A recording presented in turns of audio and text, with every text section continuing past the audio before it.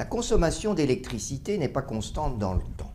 Elle varie suivant la température et la luminosité, selon l'heure de la journée et selon la saison. Elle est aussi impactée par le mode et le niveau de vie.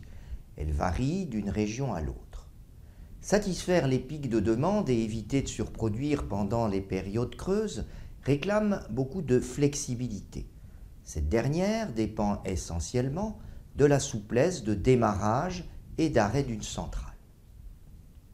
Ainsi, pour démarrer une centrale hydraulique, il suffit d'ouvrir une vanne. De même, une turbine à gaz peut monter à sa pleine puissance en seulement quelques minutes.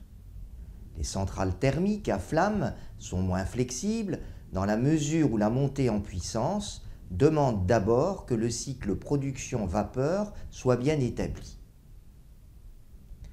Dans leur grande générosité, les dieux Ra et Éole nous gratifient chaque année de largesses énergétiques incommensurables.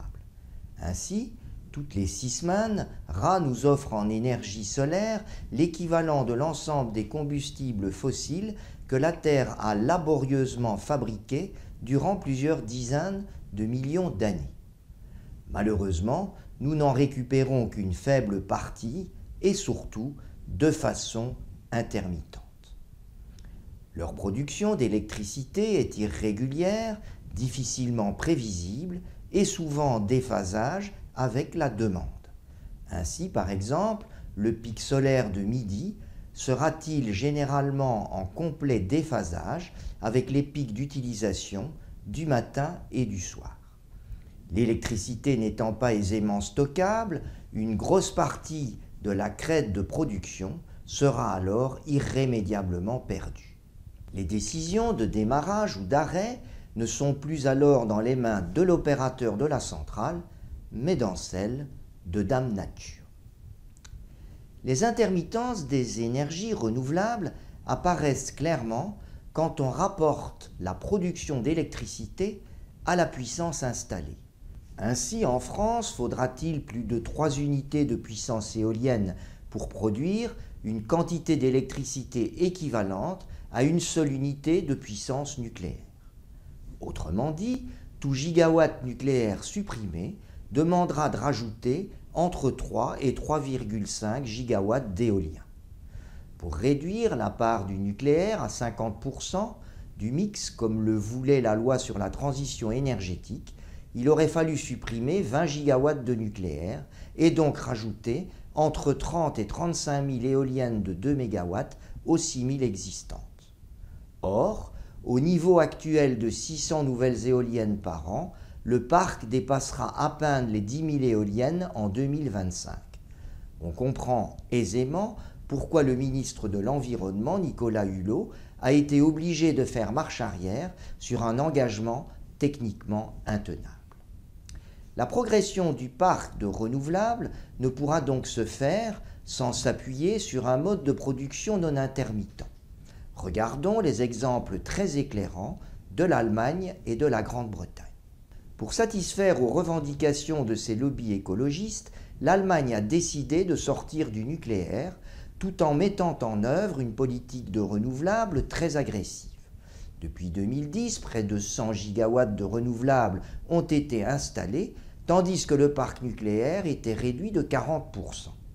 Une double stratégie rendue possible en maintenant le niveau de la génération charbonnière qui représente aujourd'hui toujours la moitié du mix allemand.